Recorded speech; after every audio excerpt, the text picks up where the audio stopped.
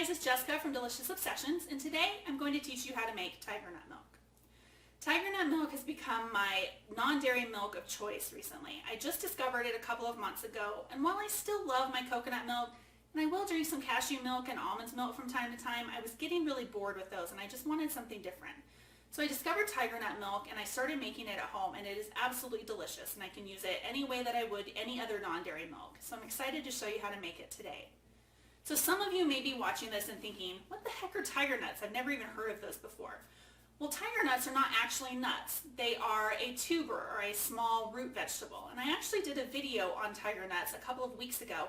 I'll put a link right up here above my finger, and you guys can click on that and watch that if you would like. And I go into detail about what tiger nuts are and kind of the different products that you can make from them. So definitely check that out.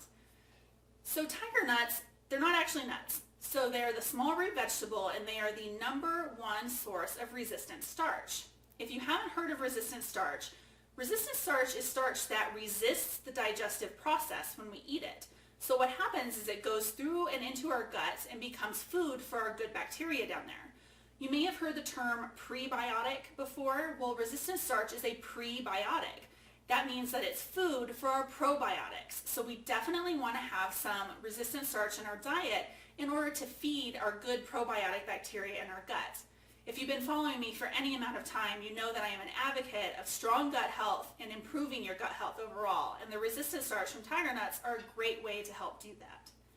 So for the tiger nut milk, you're just going to need a few tools. The first thing you're going to need is some tiger nuts. The ones that I used are from Organic Gemini. They are organic, paleo, non-GMO, vegan, nut and gluten-free, so they're safe for people who are on the autoimmune protocol. So they come in a little bag like this, and they come raw and dried. So you're also going to need, I use a mason jar to soak mine. You're going to need some sort of strainer. I use this little mini colander that's super fine. Or you can use a nut milk bag, you could use cheesecloth, you can even use an old pillowcase, anything to help separate the milk from the solids of the tiger nuts. You're also going to need some filtered water and then a vessel to strain all of your nut milks into when you're done making it. And you'll also need a high-powered blender. I'm using my Blendtec blender today. You can also flavor nut milks any way you want. So you can add anything in there. You could add whatever spices you like. I like to add vanilla. Some people will add some sweetener if they like. You could add some stevia. You could add some maple syrup. You could add whatever you want. So if you want to add flavorings in, go ahead and gather all of those up whenever you're getting ready to make your milk, and you can add that in during the grinding process. So the first thing that you're going to want to do is you're going to want to soak your tiger nuts, and ideally you want to soak them for a minimum of 24 hours, but if you can soak them for 48 or even 72 hours, that's better. The longer you soak them, the softer they're going to become and the easier they're going to grind up in the blender. So I have some tiger nuts here. This was about 2 cups of tiger nuts, roughly measured, and I put them in a mason jar and then covered them with filtered water and added just a tiny bit of salt. I shook them around, and then I put them in the fridge. So you definitely want to make sure that, since these are going to be soaking for several days, and if you forget about them and accidentally let them soak for like 5 days, that's completely fine.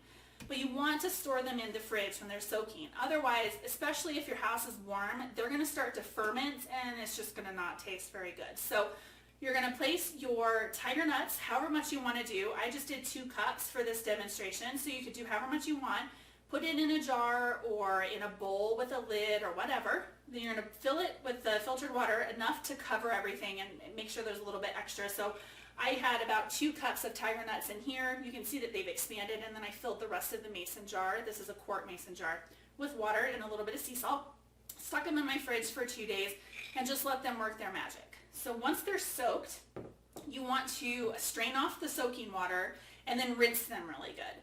So after you do that, you are going to, it's really simple. You're just going to take your soaked tiger nuts, toss them in your blender. I'm going to put those in there.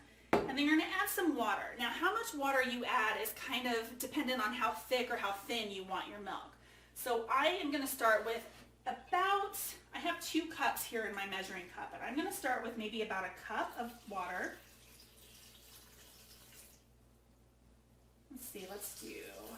We're going to do about a cup and a half of water or so, just enough to kind of cover the nuts and start the grinding process. We don't want to add, I don't like to add too much water at first, because I want to preserve the taste of the tiger nuts. The tiger nut milk itself has a really sweet, kind of nutty taste, and I don't want to water it down too much at first. So I'm just going to add my water. I'm also going to add a little bit of vanilla extract. I love vanilla, so I'm going to add about a teaspoon or so in there. And I add this in before I start grinding everything so that it has time to kind of whiz up with the nuts and the water and really immerse the flavor into the tiger nut milk. So once you have your flavorings, your tiger nuts, and your water into your blender, you're just going to process that on high for probably 2 to 3 minutes. You want it to get really, really smooth and really creamy. So I'm going to make sure my lid here is on nice and snug. Don't want to have any accidents today. And I'm going to go ahead and I'm going to blend this on high for about 2 minutes. Okay, so because my blender is so loud, I didn't want to have to subject you to listening to that grind for like 3 or 4 minutes. So I went ahead and stopped the camera, did my grinding, and now we're back. So what you're going to do is you're going to add your tiger nuts into the blender and then add some water. I actually ended up adding a little bit extra while I was blending. Kind of go by how much water you add, kind of go by what it's looking like in the blender. So my tiger nuts started to grind up and then they started to get kind of too thick, so the blender was struggling a little bit. So I actually ended up adding probably another cup to cup and a half of water. So for 2 cups of the soaked tiger nuts, I ended up adding 3 cups of water total, roughly 3 cups, maybe about 2 cups and 3/4 or so. And then I let those blend for about 4 minutes.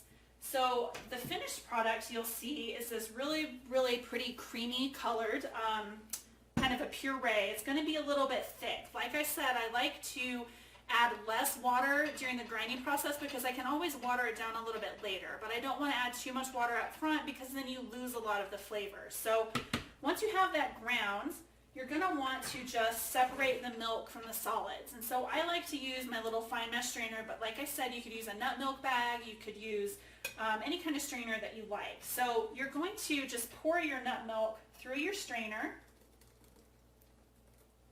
and I'm using my strainer and then my 4-cup Pyrex glass measuring cup. I really like this because it's easy to transfer it from the measuring cup and right into my mason jar and however I'm going to store it. So you're going to strain off all of your solids from the milk, and I use a spoon here to kind of stir it through. And if some of the pulp goes through, that's not a bad thing.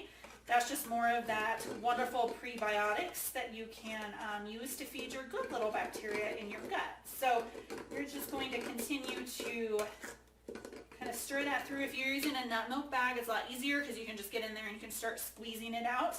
But I don't happen to have any of those on hand right now, so I am doing it kind of the hard way. So I'm just going to keep working this through until the milk is completely out of the ground up tiger nuts. Now, one of the questions that you're probably going to ask once you get all finished getting your milk from the pureed tiger nuts, what do you do with that pulp? It seems like a shame to waste it, and I agree. I'm not a fan of wasting food. So what you can do is you can save it actually and store it in your fridge for a few days, probably 2 to 3 days. But you could add a couple of spoonfuls into your smoothies. You can actually just eat it pureed like that if you want like a little dose of fiber or want to kind of bulk up what you're eating. Because it is pure fiber essentially, it really makes you feel full. So I don't actually like to throw it away. I will save it, I'll add some into my smoothies, or I'll just eat a spoonful of it. You could freeze it, and I'm going to actually be using some of this to develop some new recipes. I'm going to try to develop some maybe like cookie recipes or something like that where I can use the pulp for it, and then, you know, it's a no waste product, which I really like. So you're going to want to keep just separating all of that until you get everything out, and then you can reserve the pulp. You can always just compost it, or if you've got critters, you know, horses, that kind of stuff, you could feed it to them, chickens, that kind of stuff. But do whatever you want to do with it. I like to eat it or add it to smoothies. So once you are finished with all of that, you're going to end up with this beautiful, frothy, creamy milk. And so it's hard to see in there, but I'm going to actually pour a little bit of that into a cup here. Kind of hold that up so you can see it. And it's this beautiful, rich, creamy color. It is absolutely delicious. And you can even sweeten it at this stage. You can, drink it warm, drink it cold, add ice, however you want to drink it. It's absolutely delicious.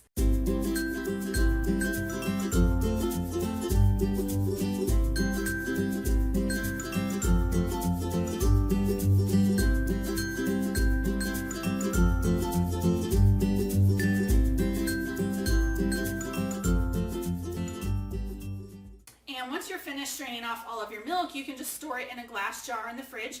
I store it in a mason jar with the lid, and then I just use it as I need it. I make it in kind of small batches and just keep some soaking in the fridge.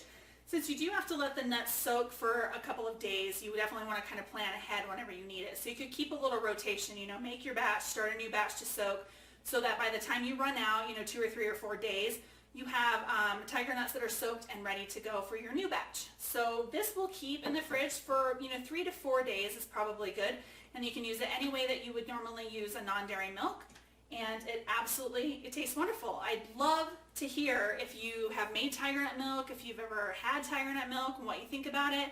How do you make yours? What kind of flavorings do you add? I'd love if you just leave me a comment below and let me know what you think about tiger nuts, and are you going to try making the milk at home? You can also subscribe to this channel. Just hit the little subscribe button down below. Give me a thumbs up if you liked this video. We've got a lot more videos coming in 2015, and I'm excited to share all of that with you. And if you want more real food recipes, paleo recipes, and health and wellness information, head over to my blog at DeliciousObsessions.com. Check me out on Facebook or Instagram, and I'll see you again soon.